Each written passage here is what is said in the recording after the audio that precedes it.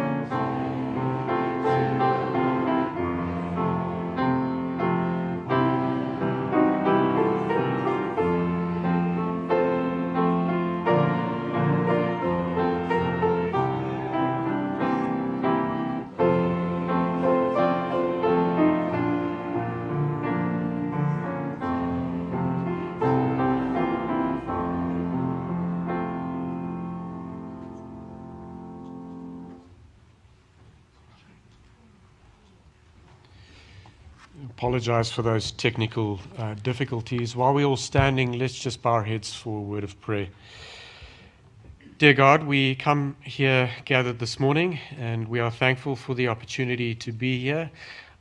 It is obviously a day filled with sorrow and sadness for the loss of such a beautiful man, but we are also privileged that we can be here to support one another as family and also pay respect to George Kershaw, all the loving memories that we could share over so many years.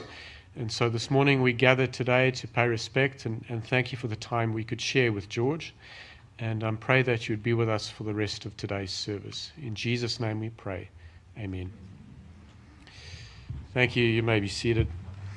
At this moment, we're going to have a few tributes by the family. And after those tributes, we'll have an open tribute session, starting off with some of the kids. And if you would like to share a few words about George or to the family, can I encourage you maybe just to make your way to the front rows so we can just keep it flowing.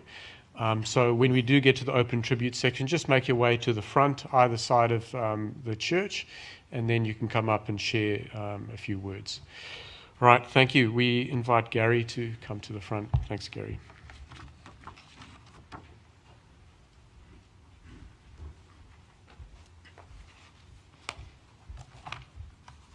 Good morning, everybody. As I've been introduced, my name's Gary, and I'm Greta's nephew, for those of you that don't know. And I've had the family ask that if I would do the honours and read George's life sketch.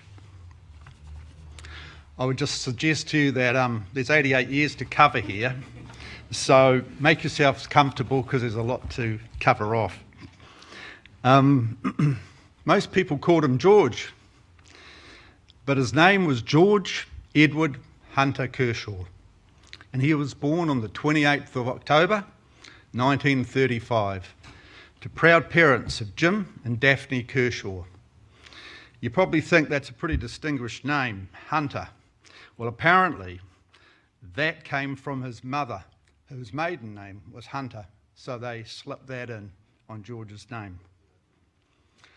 In 1945, George became the older brother to his sister, his new sister, that was, Anne. Remember those days, Anne? George started his education at Lower Hutt in 1940, and his education was then completed at Longbourn College, the Adventist boarding school, in 1953. He stayed on at Longbourn, where he completed his building apprenticeship. And this proved to be very, very beneficial throughout George's working life, as you will hear in stories to come. Talking about stories, there were many stories that could have been told of the hijinks he got up to at Longbourn during his stay there. As time goes on, many of the instigators of these stories have also passed, but you can be assured that George was never one to hold back when hearing some of the stories. To this day, if the family ever mentions the surname Kershaw within church circles, the response is usually, "Oh, are you any relation of George's?" And that has happened many times over the years. Once George completed his apprenticeship and his time at Longbourn, George then moved to Auckland and took a completely different career path. He started working for Sanitarium Health Food in the wholesale division in Upper Queen Street in Auckland, and then later accepted a role to drive the sanitarium trucks for deliveries up through the northern region. Again, apparently the stories, there were many to be told of his escapades driving trucks. Today would get you into trouble because there were deadlines to meet, and there was little time sometimes, and there was much hair-raising driving, so I've been told. In 1958, George met the love of his life, Greta, and after a few ups and downs, they were married in October in 1961. They purchased their first house and lived in Te Aratu North, as it was called in those days, in Auckland. And while there, they had their first child, Julie, in 1964. A few years later, another girl, Denise, was born in 1966. With a new house and a young family to support, George decided to take on some extra work, and he took on driving taxis around Auckland. Again, by all accounts, he had plenty of stories to tell.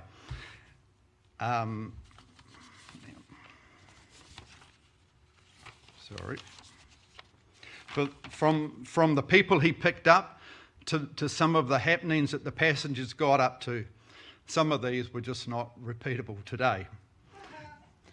But often Greta was waiting for him and wanted to know what had happened throughout his shift when he arrived home. Nothing has changed much, Greta.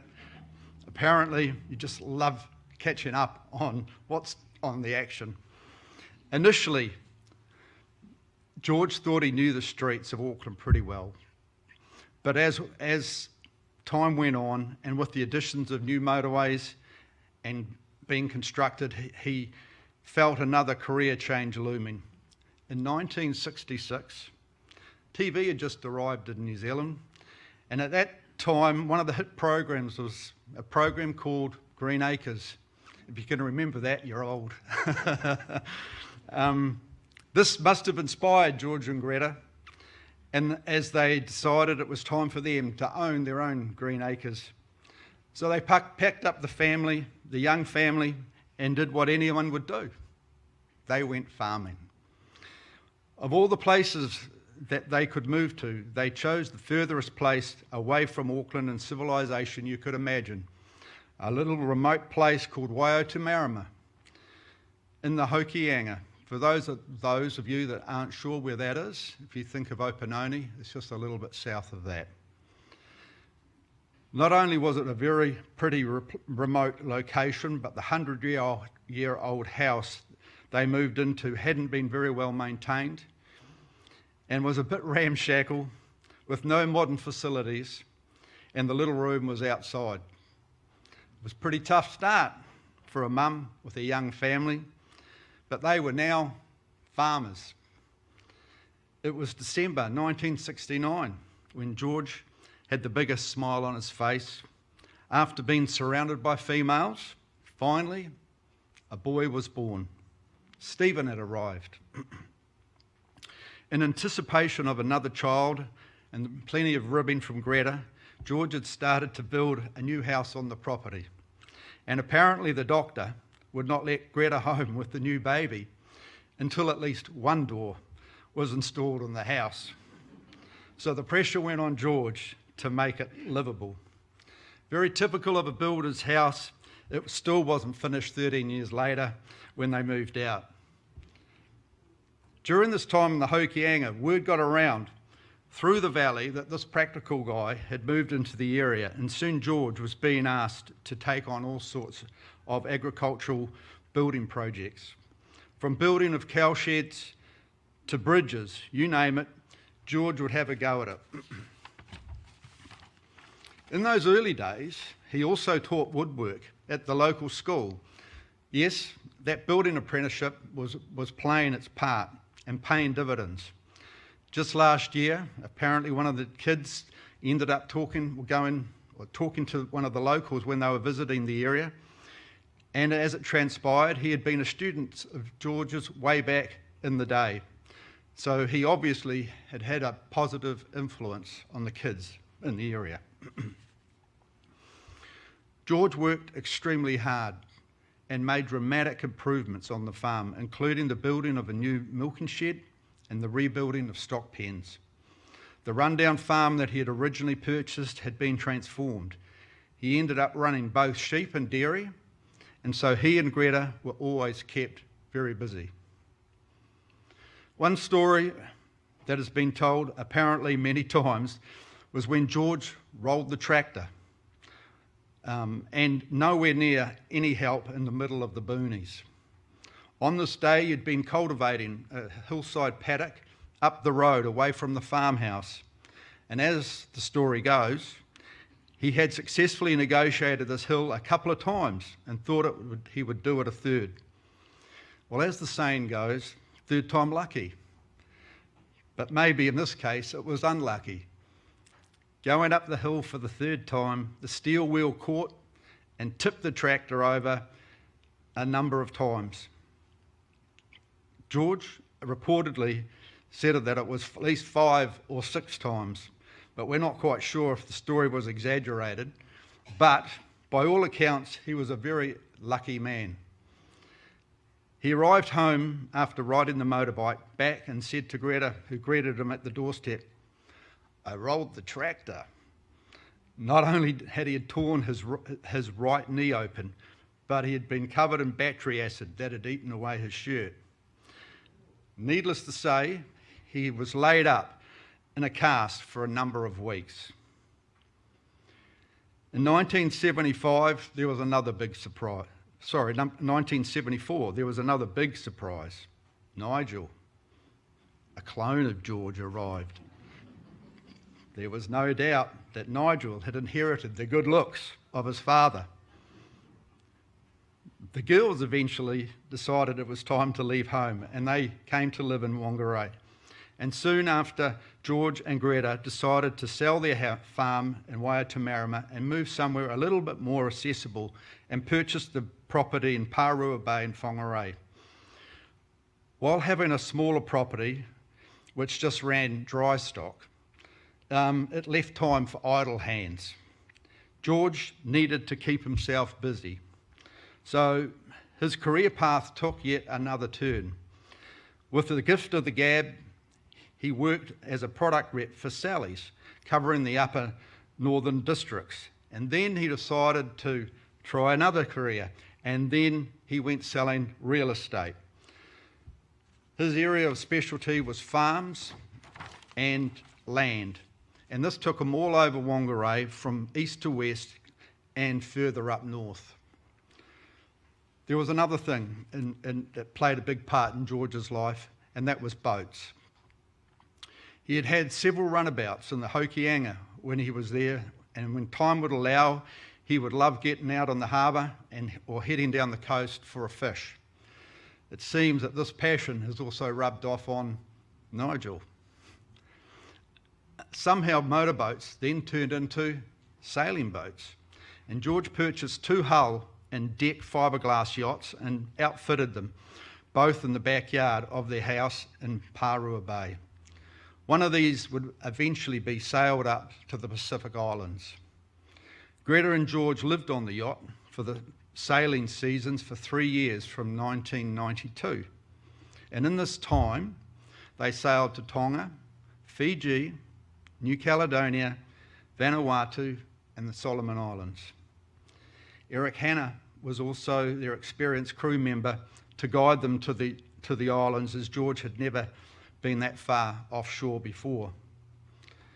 Unlike a lot of cruising wives, Greta also made the voyage from New Zealand. A lot of the wives let their husbands take the boats up to the islands and then flew up to meet them once they had arrived. But Greta, never to miss out on an adventure, she always sailed with George.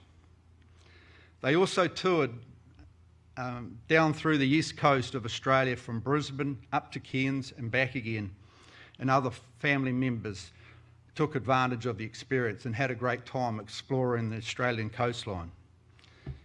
For those of you that are interested, the name of all the yachts were called Giota. Greta had spent hours, along with some opposition, possibly a bit of arguing from George, trying to come up with a suitable name for the boat. Greta tried all sorts of name combinations, and then just one day she just found that perfect name, Giota. It was the simple combination of both George and Greta's name, and how suitable that was.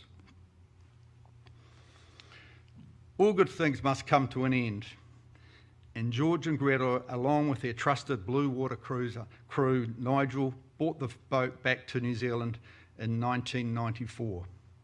From there, a chapter in their lives began, and they found a property in Fisher Terrace in Carmo, where they lived for 20 years. While living there, George took on yet another project on his front lawn.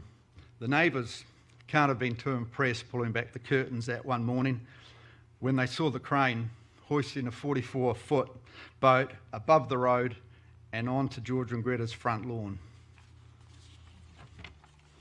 This time around, it was a complete refit of the insides. So on that day one, George, Greta and the boys were there with hammers pulling things apart. Like other projects, not always completed, this boat was launched unfinished with a few things still to complete as well. But that was George. As time went on, George lost a bit of interest in the adventure of sailing, and the last of his boats was sold. While he still had a passing interest in boats, he had no real desire to push himself and sail again. Having given the ocean away, there was a much bigger challenge looming onshore, which ended up keeping George and Greta busy for a number of years. Nigel had purchased some land with the prospect of building a house. The problem was it looked like it was straight off the slopes of Mount Everest, steep and full of rocks.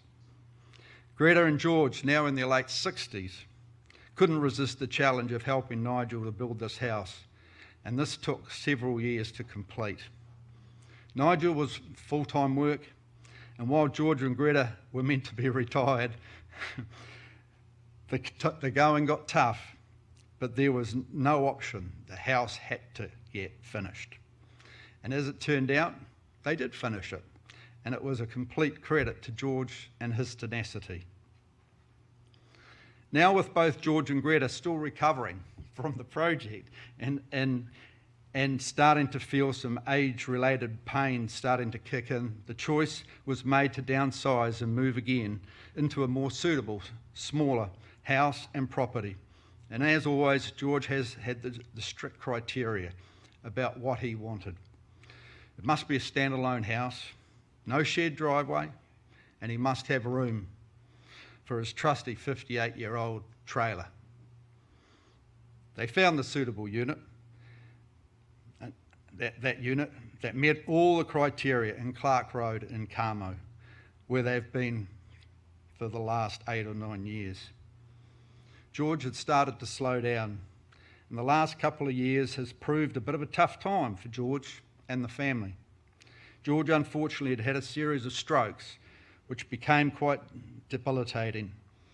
After each time of being in hospital, George was determined to recover and carry out his rehabilitation at home.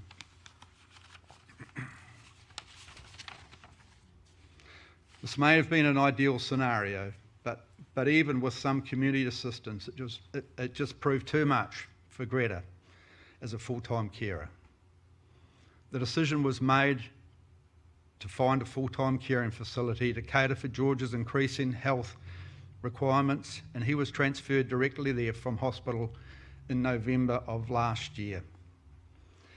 As you have heard this morning, George was a very practical guy who could turn his hand to anything, and he had lived an accomplished and adventurous life. So as I close this snapshot of George's life, Greta, Julie and Wayne, Stephen and Nigel, Denise, would like to take this opportunity to thank you all firstly for being here today and your support throughout the years, especially during the last week, which has really been appreciated. Thank you.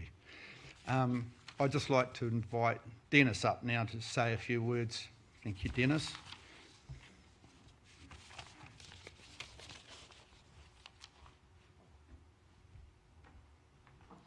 Thank you, Gary. I'm Dennis, as you've heard, and I'm married to George's sister, Anne. When George was a young fella, we were talking in the house a couple of days ago, and there were a few stories and things that we'd come up with that wasn't in our speeches. So here's a few little scenarios. When George was a young fella, he rolled the Series E, and I think you might have seen it up there on the screen, and it caught fire. Now, there's 10 years age difference between George and Anne, and what she remembers in their home in Ipuni Street in Lower Hutt was that George came home and spread out all the leftovers from the car that he managed to salvage before it burnt to the ground. One Christmas holiday, George takes his family to the South Island, and he called into our place on the way down. We lived in Hamilton, and he wasn't going in his HQ Holden and caravan. No, he chose to go in their Morris 1100. It was a lot smaller, cheaper on fuel, didn't cost so much to get across on the boat, and so that was the choice. And so they had 4 kids and 2 adults. And wow, how do you get 6 people into a Morris 1100? We've heard of people getting 20 people into a Mini, but that's just the Mini's not driving anywhere. And so poor Nigel was the youngest. He took the short straw, and he had to sit on the handbrake. George made a roof rack to take all the gear. The car looked like it had been lowered. It was so down on the suspension. That was a nice and cosy holiday. Of course, the upside of that is they got to stay in motels. So that was the good side of it. And you've just heard that George worked for the sanitarium, and he was a taxi driver for a short while. What he didn't like about being a taxi driver were the boozy customers. He hated the boozy customers coming. He also got a fright when one of the customers slid across the seat and put her hand on his knee. He got such a fright, he got the fright of his life, and he couldn't get rid of her quick enough. Probably about the second time. The first time I met George was when we were married, and the second time was on his farm in Waimamakū. He bought a farm for $50 an acre. Now, isn't that fantastic? If the farms were that cheap, if land was that cheap, $50 an acre. And the family wanted us to move up there. And I don't know how my boys would have liked that, but they might have liked it. But I said I'm a mechanic, and the only time I'd be happy is if the tractor broke down. When we visited up there, he took us fishing, and I remember going out once, and I caught a shark. It was great excitement pulling in a shark. And when we cut it open, it had a whole lot of babies inside it. And once we were up there, he took me. We were a few of the. I don't know whether we all were there, but we skied across. Had the privilege of skiing across the Hokianga Harbour. That was really quite good. And then another holiday we had with George and Greta and family, we went to Cooper's Beach, and we went fishing one day and came back with a load of fish, and we left our rods underneath the caravan, as you do, but there was a cat around, and the cat got caught on one of the baits, on one of the hooks, and so we had a bit of a problem getting I was holding the cat's head, and George was trying to feed the hook back. It's a bit hard to get the hook out, and so we tried for a while, and so I held the cat's head really tight, and George got some pliers and ripped it out of the cat's gum. And the ladies had a saucer of milk there, and you can't believe it. The cat went and lapped up the milk as if nothing had happened. It was just amazing. It just like it wasn't there. So it was just amazing. So from there, from Gorge Road where they used to live, they moved to Parua Bay, and as you've heard, once again another farm. And I remember one day when we were there was a cow having a calf, and the calf wasn't cooperating. It wasn't coming out, and George had tried. He thought about the tractor and pulling it out with a tractor, and so what he did, he had to work out how much it was going to cost to get a vet out on a Sunday to sort things out, or was it easier just to shoot the cow? And so I'm not actually sure, because that afternoon we came back home, so I didn't actually hear the results of that. A few years ago, some of our friends from Hamilton, being Colin Amos and Bruce Pitchford, decided to hire a yacht and sail out of Auckland and sail around the islands in the Waitemata Harbour. So I gave George a ring and suggested that we should go with him as well in his yacht. So up we came with my seasick pills, and we packed up George's yacht with provisions, and we set sail for Whangarei to Auckland, and we met up with our friends. One thing that I was a bit disappointed about Greta, you probably know, that George was not very interested in going fast. I wanted to see the sail up. There were boats catching up to us, and there were boats in front of us, and I wanted to pass them. But George kept the motor. He motored most of the way down. It was just amazing.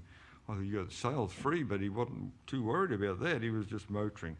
So anyway, we did have a good time with our friends at that time.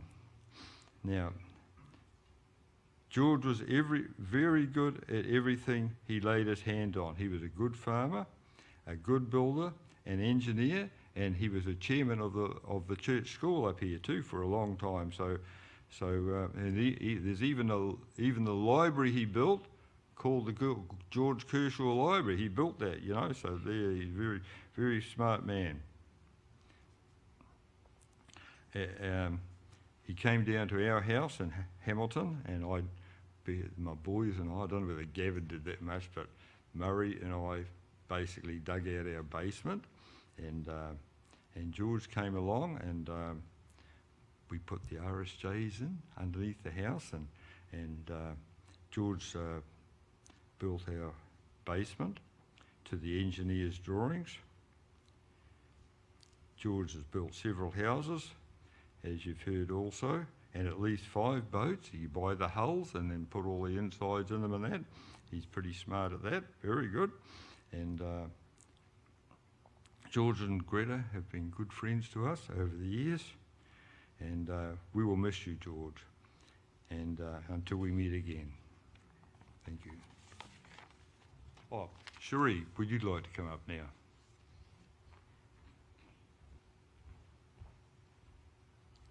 I'm Cherie Liggett, representing the Whangarei Adventist Christian School. I have known George since childhood. Our parents were friends, and my first memory of George is when he was a 5-year-old, when I was 5 and he would have been about 12. And I remember he had red hair. He was a prankster and an absolute tease. Our paths crossed several times in the intervening years, but more recently I had the privilege of working George through the school. When George returned from his overseas sailing venture, and I don't know when was that, about the mid-90s, he became a member again of the school board. We both shared a passion for the school, for students, and for Christian education. The school received a bequest from the Sheffield family in the late 90s, so the Board of Trustees at the time decided to build a 3rd classroom. George worked with another builder, Michael Pram, and completed the classroom. Of course, there was always any building projects at school. There were board members, partners of spouses on the board or whatever, always a group thing, but George was usually the chief builder. Approximately 3 years later, after that, as I remember, after the 3rd classroom, George became board chair. So being chair necessitated more commitment and responsibility, including when the alarm went off in the middle of the night, George would be called out, and he would have to go investigate what had gone wrong at school.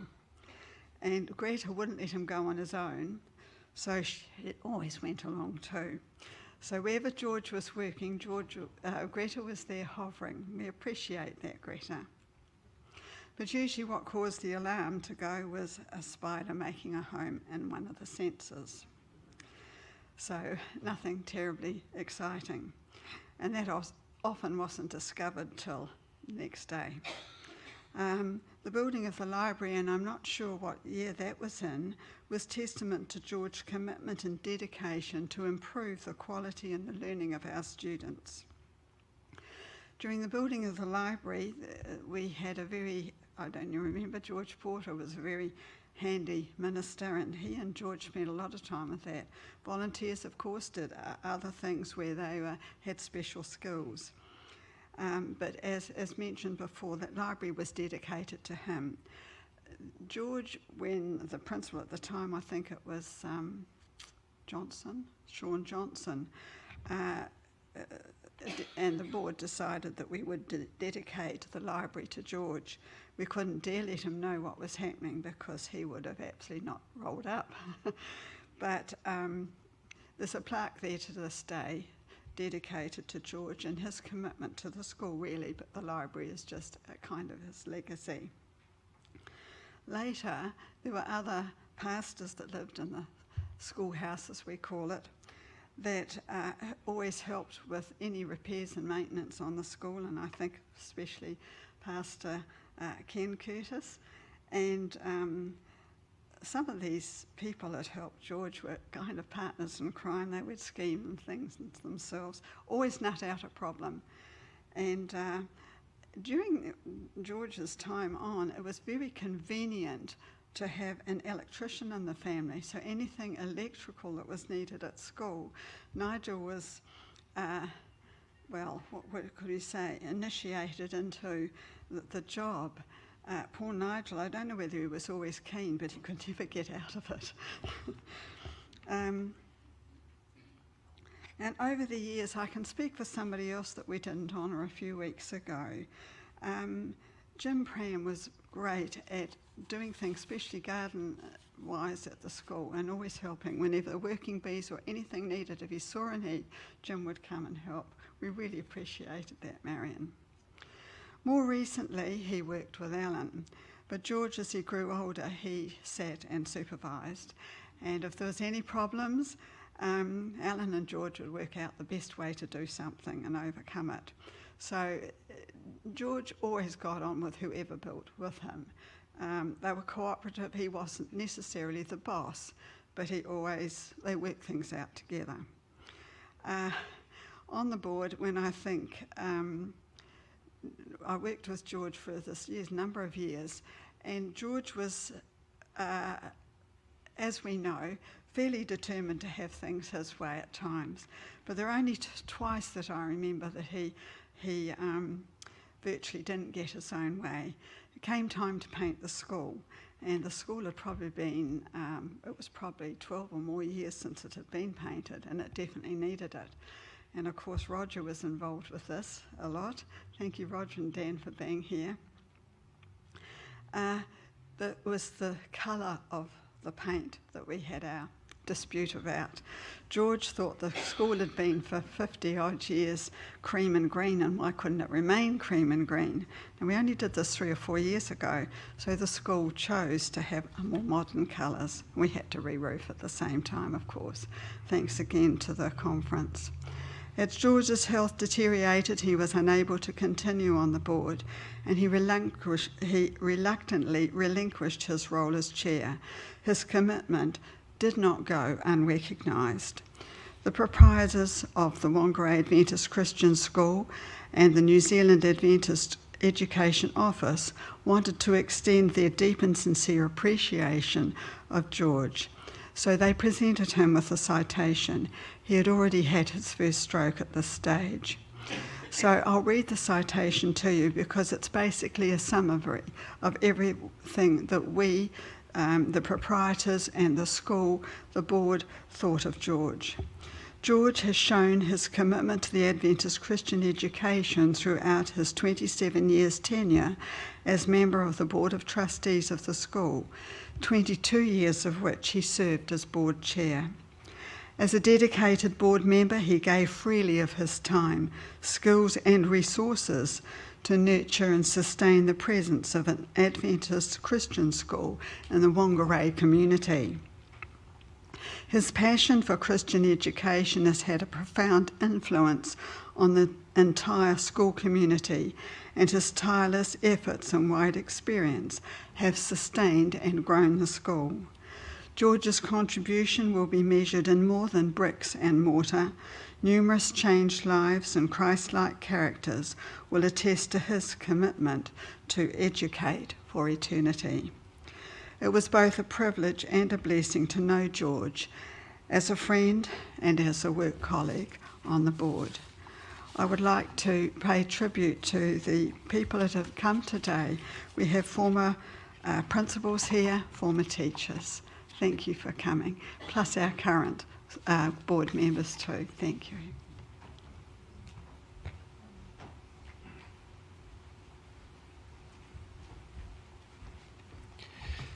Thank you all. We'll now have open tributes, starting with members of the family. And then if you would like to share a few words, just invite you to make your way forward to some of the pews in the front. And then when the time comes, you're welcome to speak. Thank you.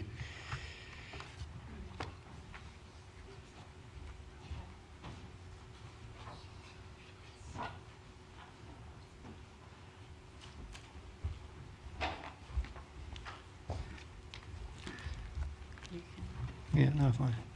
Okay, good morning, everyone. Thank you for being here today on this occasion to celebrate the life of my dad, father, and friend. So on behalf of my siblings, most of you might know some of them. Julie, she's the oldest. Denise, second. Myself, Stephen, and young George, or George number 2, clone, whatever. We thank you for coming, and just want to say that this will be short and sweet, as it seems that none of us kids have inherited, we all have inherited the mislike of public speaking and having pictures taken. Dad was not a fan of this picture taking and talking in front of crowds either. So where do we start? Guess it's not easy to get a combined 220 years of ages into a couple of minutes. To make this short, we have chosen some highlights or a memory from growing up with George as our father. From Julie. Julie always remembers Dad being thrifty. From purchasing a box of apricots when on that famous South Island trip in the Morris 1100, and we carted it all the way back to the Hokianga in the footwell of the Morris. Why, you may ask? Because Dad liked apricots. And what Dad liked, he usually got. And why not purchase a box full when you had the chance when on a family holiday? Maybe that's the reason, to this day, that Nigel never touches apricots. Another story of travelling with an overloaded car Julie remembers was when the family of 6 plus 1 extra went on a road trip from Sydney to Brisbane. Imagine 7 people packed into a Holden station wagon. Seems not a lot of thought back then was put into passenger safety. The boys, being younger, were either lying on top of the luggage in the back of the wagon or sitting in the front seat with Mum. To bring the cost down further, I think the youngest member, maybe Nigel, of the family was sometimes confined to sleeping in the wardrobe in the room with Mum and Dad in the motel. So Denise's famous memory was the following. Do you want to read it? I'll have a go at it. Okay. Okay. I'll be quicker. This was when we were at Yvonne and Owen's wedding, so back in early 2007. Again, Dad being thrifty, got the nice accommodation, and we got up a few mornings later and we were going to go and get breakfast, but we all wanted the nice golden arches, but Dad wanted us to go to a takeaway and get something quick. So we're driving out of the driveway of the motel and Nigel's driving and we're meant to go right, but Dad's on the steering wheel, he's the passenger pulling it left because he didn't want to go. Anyway, we get there, we all ordered, Mum was more than happy to be there, and then Dad tried to order, well, the poor young girl couldn't understand what he wanted because Dad didn't want the egg muffin, he wanted just half the muffin with an egg and potato being his dish of choice. So I, getting a little bit frustrated, thought I'll take over and ordered it for Dad. Dad being Dad, got a bee in his bonnet and went and sat down, and I delivered his food and put it on the table and took the top of the bun off, put his hash brown there and just said, you eat it, this is how we were told as children, you eat what's in front of you or you go without. So he did eat what was in front of him on his own table while the rest of the family had a few laughs about the naughty boy in the back corner. I'll give it back to Stephen now. And Denise further went on to say that he might have been ahead of his time because now at McDonald's you can sort of choose what you want to eat. So Dad wanted to do that many years before that became popular. So my memory, or one of the memories, again, in all the years, was just after our first yacht, Giota, had been christened, and Dad, not having had a heap of sailing experience at that point, and neither had the rest of the family, we were all in the same boat as such. So one weekend Dad suggested that we sail down the coast and I could take a friend. So a friend was asked. Notably, Shane Ringrose, who's actually up the back there today. Thank you, Shane. And off we went on one of the first trips out of the Whangarei Harbour. At the time, I would have been in mid to late teen years, and Shane was about the same age. All was going well until some dark clouds started heading our way. "It's okay," Dad said. "It's just some rain coming." All of a sudden, from happily sailing along at a leisurely place, the yacht was on its side, and we weren't really sure what to do. Well, as the saying goes, all hell was breaking loose. We had been knocked down by a weather squall. Dad started the engine to try and get the yacht upright again. I don't think he even let the sails go to try and correct the issue we had. Shane was on the upper side of the boat, and at the time, I think he was ready to jump ship. He later reported that when he looked over the edge of the boat, he saw the propeller spinning around. Not sure if we believed Shane at the time, but to this day, he stands by that story. After that, sails were reduced and the teens put life jackets on, as I think we were all a bit shaken up, and proceeded on our journey. Dad went on to sail many more miles at sea without too many more troubles. Yes, there were some, but that's for another day. Dad loved all things about boats, both big and small, motor and sailing boats. Okay, this is about Nigel. He can't remember this, but it was one of the thoughts that we all came up with about Nigel and Dad. So Nigel, being the youngest, was well and truly looked after growing up with two big sisters to mother him while Mum was out working on the farm with Dad. One story is that Nigel was still a toddler and had been put down for an afternoon nap. All was good until Dad came home on a bike. He'd been put down for an afternoon nap. All was good until Dad returned home on his motorbike from the back of the farm. Not only was Dad on the bike, but also Nigel, who was meant to be sleeping in his bed, was with him. Mum had no idea what had happened or why Nigel was with Dad on that motorbike. It turns out Nigel really was a daddy's boy and jumped back and had jumped out of his bedroom window, walked across a number of paddocks with electric fences, up the farm race to find where Dad was working that day. I know as a family we always mention how much alike George and Nigel are in looks. I don't think Nigel enjoys the attention that comes his way due to his good looks, but he handles it well most of the time. Just the other day, looking at pictures, I noticed a pattern with a few of them. I asked Denise what was in common with all of these pictures. The first thing she said was, his nose, and they all look like Nigel. That was not the answer I was looking for, but it did make us burst out laughing. Living on the farm, there was always chores or jobs to do to earn money for petrol for our motorbikes. I'm not sure if any of us earned to ride a pusher bike before we learned to ride a motorbike on the farm.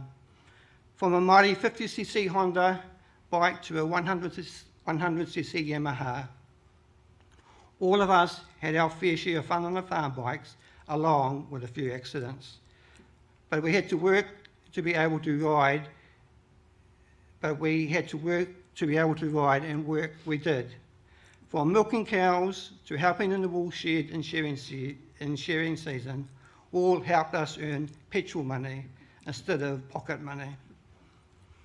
Dad was always active in his younger years, but as we all do, he slowed down considerably as time went on. The last couple of years would not have been easy for him as he was always doing stuff with his hands, and this now became a lot more difficult. We will remember Dad just for so many different things, and he will be missed by the family and the people he associated with. And I've just got a little bit on the end. Mum doesn't know I'm doing this, but it was just a thank you to a couple of people before I finished. First, to Lou and Lurleen Ringrose and Alan and Cherie Liggett. On behalf of us 4 children, we thank you all for your support and dedication for visiting Mum and Dad over the last years, and especially during this last couple of years. Every time I was in Whangarei, you could be sure that either couple would pop in and visit Mum and Dad and have a good old chinwag about all different things. I know Mum especially always mentions you all when we chat and very much appreciates the support and help you have given her to her and George during recent times. Also, to Mum's next door neighbour Maggie, I'm not sure if she's here today, but to Maggie, so many times in talking to Mum, she says, Maggie's done this for us, and Maggie's brought food over, and Maggie's done that. Often when I visited, Mum and Maggie would meet at the fence and exchange stories of what's been going on with life, as Mum does. It's hard to keep Mum quiet sometimes, as a lot of you might know.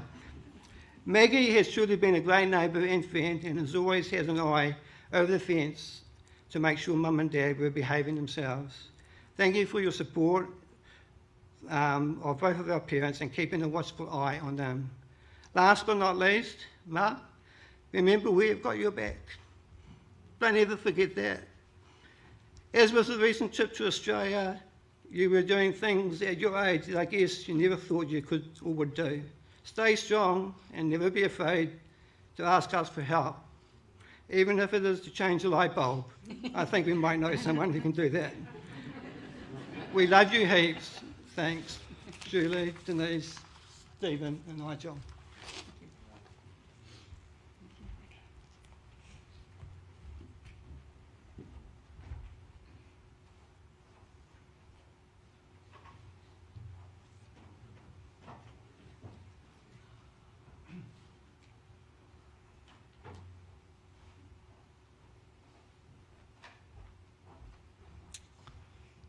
Afternoon, I'm Lou Ringrose, and I'd like to express my condolences to Greta and the family that are here and family that are online.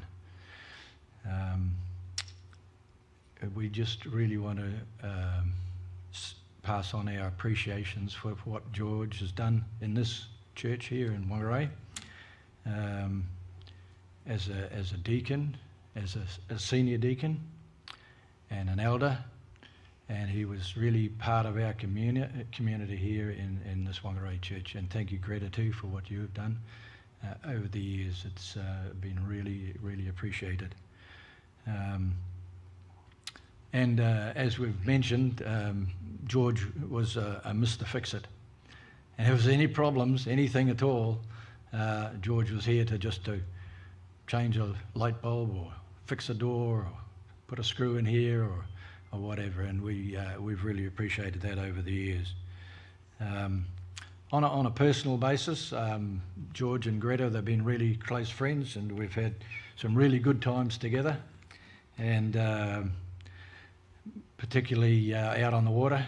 And I remember the first time, it was fairly early days, I think it was probably the second trip that they did on the yacht in Giota, and George invited myself to, we could sail up to the Pai here, and I thought that wasn't a bad idea. And the girls, actually, Lillian and Greta, actually, I think they drove up to Pai here, and so we were on our own. And the weather was fairly good for a start, and it was probably a little bit like what Stephen mentioned when they headed south. We were going really good, and then George says, "Oh, you can take over." And I'd never sailed a yacht in my life. He says, "Oh yeah, you'll be right." And but then what happened? We must have had a wind change, and I'm not sure what you call it, but the boom went from one side to the other, and just about took me out. But that was all right. But yeah, so we survived that one. But yeah, George, you'll be right. We'll be right. And but yeah, we actually got into Pai here safely, so that was quite good. And a little bit earlier on. We went out to the Poor Knights together for a day fishing, and in those days you could actually fish right at the Poor Knights. You can't now because it's a reserve, a conservation reserve. But I was actually with in the Melvilles boat, and I'm not sure who was with George, but it was a beautiful day. We went out there, and there was a little bit of breeze coming from the west, so we tucked in around on the other side of the Knights, in the sheltered side, and that was good. I think your boys might have been there in Dad's boat. And we tucked around there, and we had a bit of a fish and had a lunch, and then all of a sudden we looked out to the east and we thought, whoa, what's that white stuff?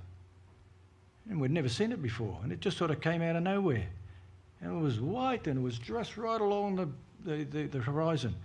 And we thought, oh, well, no, it must be time to go home after a while. And we put our nose around the corner, and whoa, the wind had come up, and it was just blowing a gale. And we said, oh, no, this looks too dangerous, and we might have to stay the night. But no, George said, no, we'll be right, we'll be okay, we're good.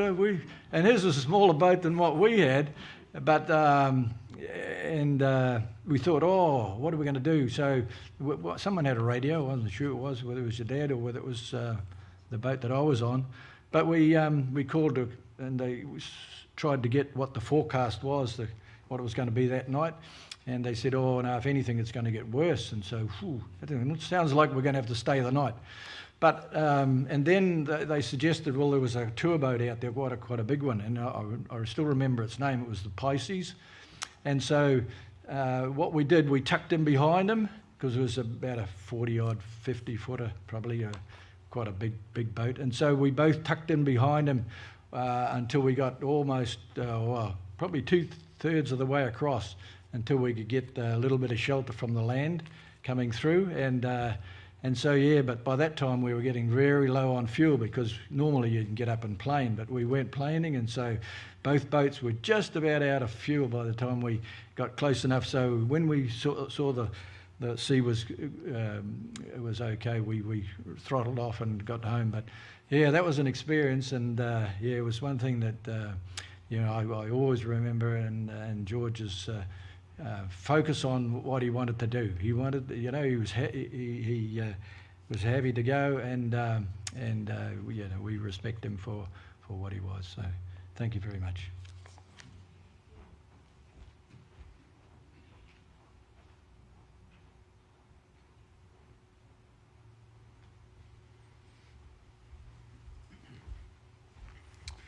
Good morning, my name's Dan Carrasco, Education Director for the New Zealand Adventist Schools.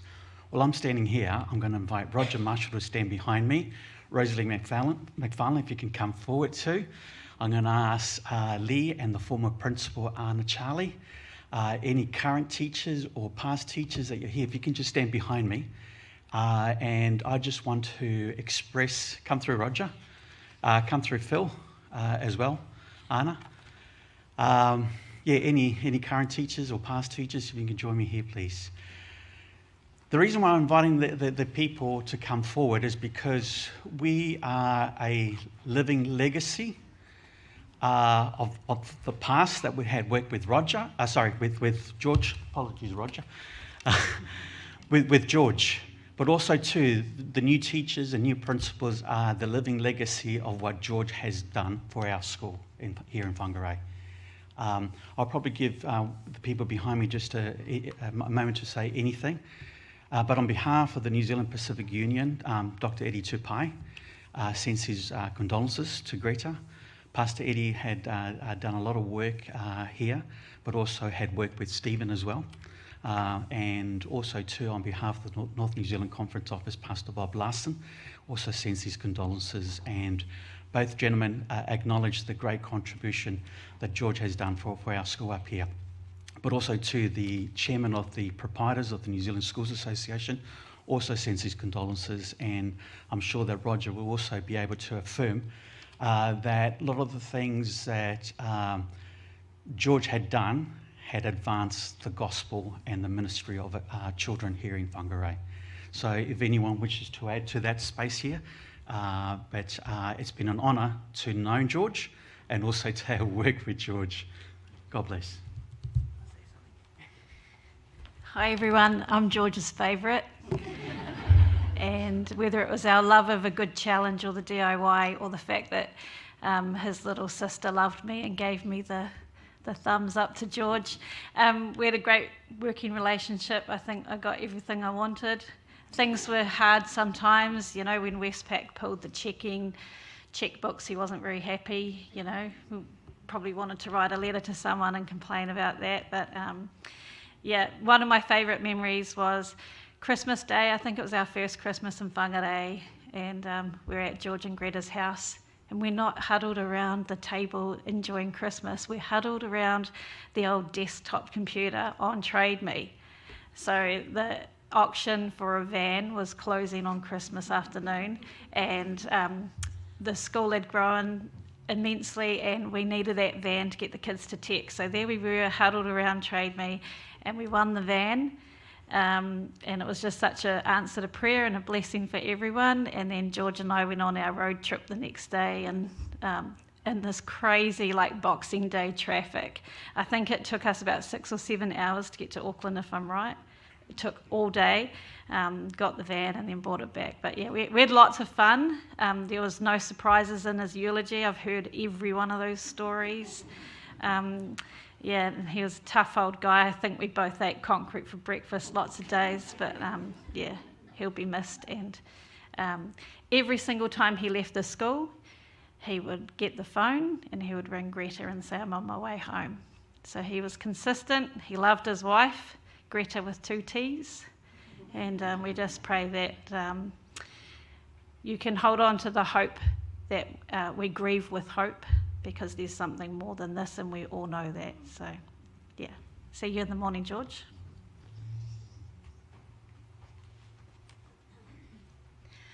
I have a story which I think's funny. I hope you'll find funny.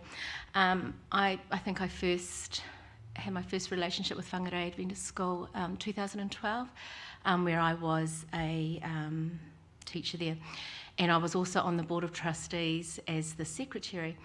And this one time, and I'd take the minutes. This one time, George and Ken were deciding on what type of vacuum cleaner to buy for the school. And I sat there, and I was just typing away, and then I just stopped. And after about half an hour of discussions on the said vacuum cleaner, George goes, have you written all that down, Lee? And I, yep. And he goes, yeah, well, I first it and someone seconded it. And I said, yep, I've written all that down as well. And so it all preempted it all because it was quite amusing. But sadly missed for the school. I'm the current principal there. And Greta and the family just send you our love and our thanks and appreciation as well.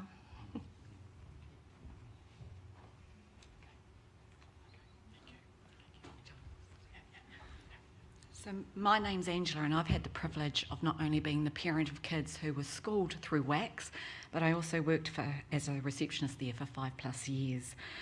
Greta and George were woven into the daily fabric of school life, as well as the calls to say coming home. I remember the calls from Greta to say, is he still there? George was always available, and I have memories of working with him on school projects such as numerous building ones, renovations, the swimming pool, and how we did the litmus test, him and I, every day to make sure it was swimmable. Renovations, technology, that was a huge project that George took on board. Board of Trustees involvement in the day-to-day running. George put his hand to anything and everything. And of course, one of the most important regular events, the morning tea in the staff room. My family with 2 children, having been schooled at WACS, are richer in their learning experiences, their relationship and their faith, in part because of the investment of time and of heart from Greta and from George. George was, when I spoke to him last, was still asking after our oldest, who has left and now doing university. And you guys were just amazing with the kids. George reminds me of the verse, Colossians 3:23. Whatever you do, work at it with all your heart as working for the Lord, not for human masters, since you know that you will receive an inheritance from the Lord as a reward. It is the Lord Christ you are serving. To me, George was supportive, knowledgeable, encouraging, and always ready for a humorous chuckle and ready to share our mutual love of our Lord. It is a privilege and a blessing to have had a connection with Greta and with George.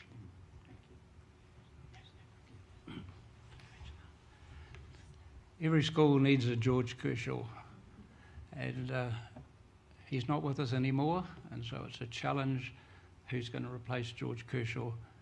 When you're doing school projects from Auckland and Whangarei, it's very important to have someone that you can count on. George was that person, he would pick me up from the airport, he'd drop me back at the airport, and he'd stick around while I was organising projects. Being a builder, of course, he always liked to add his tuppence worth. Now and again we had disagreements, but as you know, the person that has the money has the power. And so at times I had to make a decision which he didn't agree with, but many times we agreed. But when you think that he was involved with the school for 26 years, that is a real legacy. And we have a school in Whangarei today which we wouldn't have had if it hadn't been for him. And so he leaves a lasting legacy with you and for the school. And I'm sure through that many people will be blessed, the students will benefit from that. And may I encourage you all to continue to support the school. There's plenty of room there for students, and so if you know of people that have children that could go to that school, please say something to them, because no doubt about it, Christian education is something that a lot of people are desiring for their students today. And it's interesting, we've got more students in our schools today than we've ever had in the life of it, and it's because people are valuing the good moral values and the Christian education that's provided. So thank you for allowing George to serve our school for 26 years. Thank you.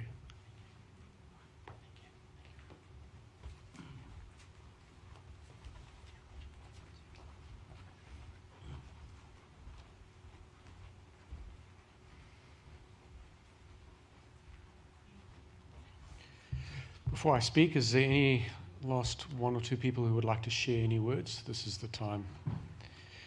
All right. Thank you for everyone who helped me to gain a bit more of a snapshot into George's life.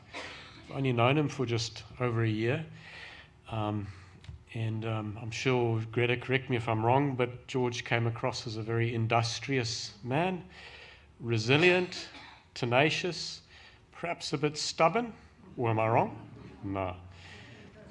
Basically, George was a little Jack Russell. He was a dedicated follower of Jesus who served both Tikipanga and Whangarei at different times.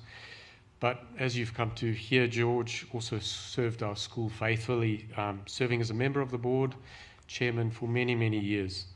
All around, a really solid human being. And I know George's health hasn't been the best over the past couple of years. It's been gradually waning. And this change had brought about quite a great deal of personal frustration, which I know was quite hard for him to work through, as well as for the rest of the family. Greta, Denise, Nigel, Julie, Wayne, Stephen, I know this has been tough to witness firsthand and also to work through alongside Dad. You may even feel like there was more that could be done at the end of the day. But you know what? You showed up, you cared, you loved, you served. And I think George knew that. And purpose as well as healing lies in knowing that. But I also want to encourage you today that God can repurpose this pain, sadness, and sense of loss that you're working through right now.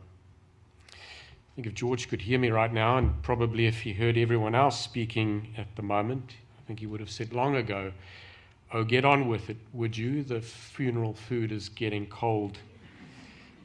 If you want to hear more about that, perhaps ask Denise, she can share a bit more about that. And I guess fair point, but all I'm trying to say is you've lost a great husband, a brother, a great father, a grandfather, and a friend. So just don't let this moment pass you by. Because as much as God would like to get on with it, he actually takes personal interest in each and every single one of our individual sadness and pain. And to the degree that we can actually immerse ourselves into this fundamental truth about how God runs his universe, I guess we can truly begin viewing our pain and loss through the lens and prism of eternal hope. So with that said, I want to share with you just a short story from the Bible that I think captured the essence of George's hope. And that text is just found in Matthew chapter 8, verse 23 to 27. Matthew 8, 23 to 27, and it reads as follows. Then Jesus got into the boat. The text doesn't say, but I think the boat's name was Geoda, which was the Toyota of the seas. And Jesus, started across the lake with his disciples from one side to the other. And suddenly, a fierce storm struck the lake, with waves breaking into the boat. But Jesus was sleeping. The disciples went and woke him up, shouting, "Lord, save us! We're going to drown." And Jesus responded, "Why are you afraid? You have so little faith." And then he got up, rebuked the wind and the waves, and suddenly there was a great calm.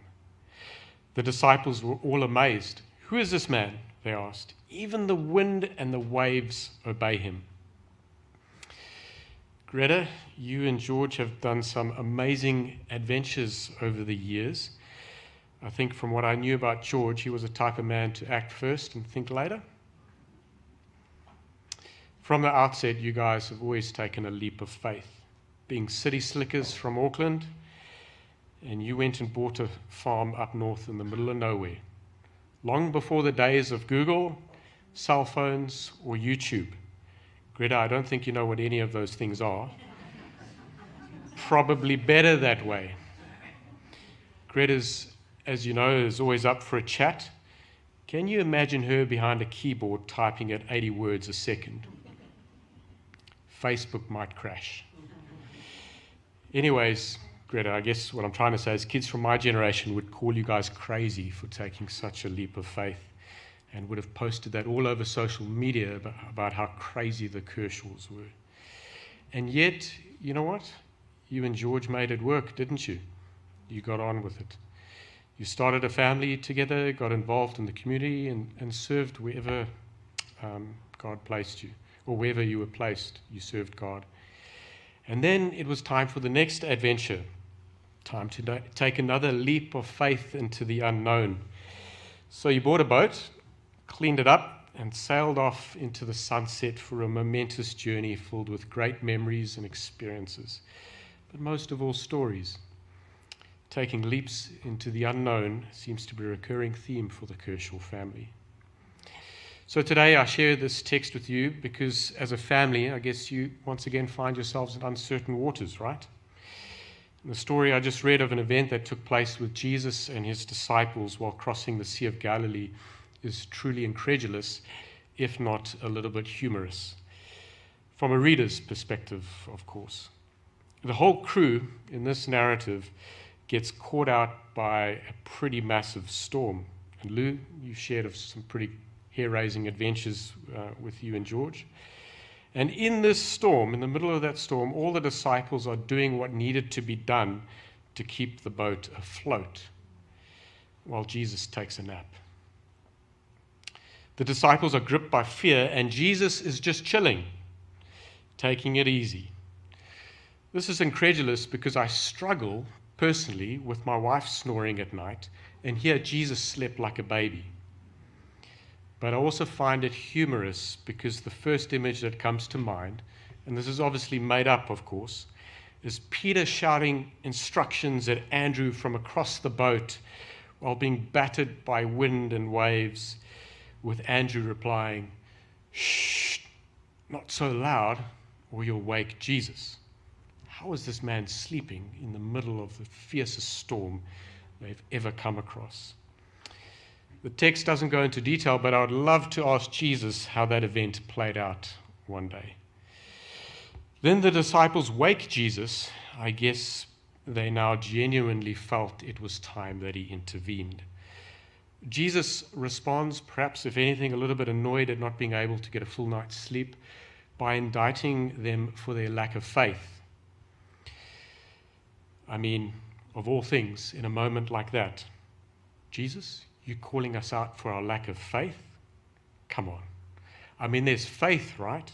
And then there's, hey, the boat is actually sinking and we're going to die unless someone gets things done. But what happens next shows us the true nature of God's power. Jesus was caught sleeping, but he wasn't caught napping.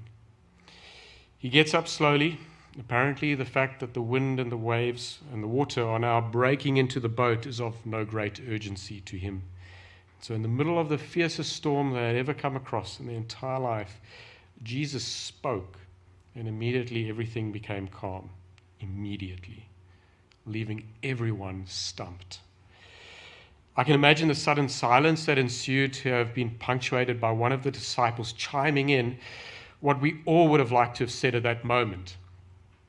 Well, that's great, Jesus. Could you have done that sooner? I don't have all the answers for you today. I think Jesus shows us consistently throughout his life that the moment we think we have God all figured out, he shows us otherwise. But today, I do want to leave with you just a small thought, and it's simply this.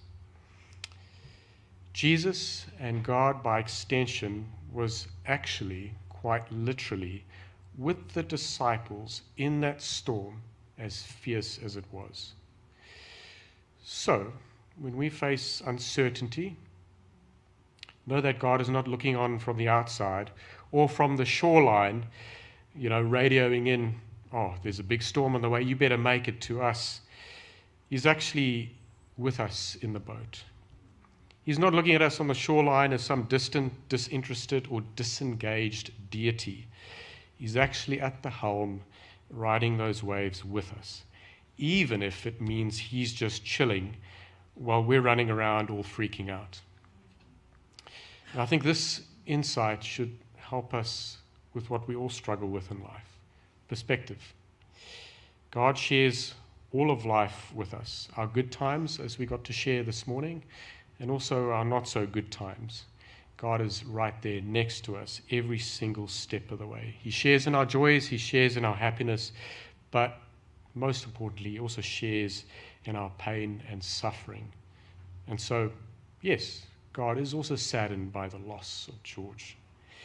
He even faces uncertainty as one who comes alongside of us.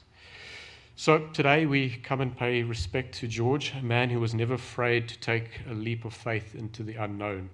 And I'm pretty sure that was a bit irritating at times, Greta. Now, as a family, you find yourself in a similar space. Really encouraged to take a leap of faith into the unknown.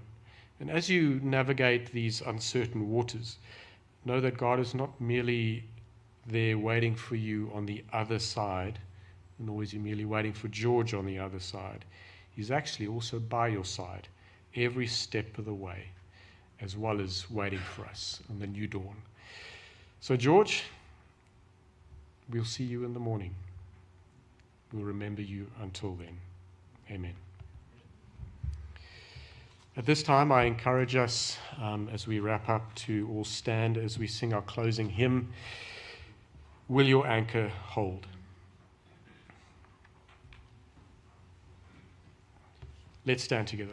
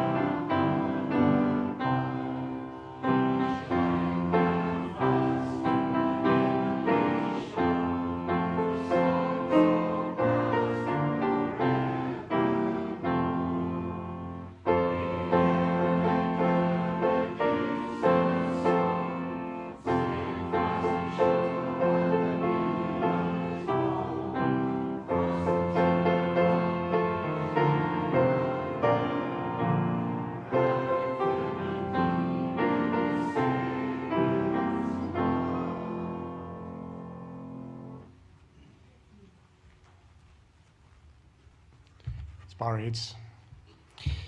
Dear Heavenly Father, we gather this morning, and it's really such a privilege to share and reflect on George's life and legacy, which touched so many people here today and many others who are tuning in online.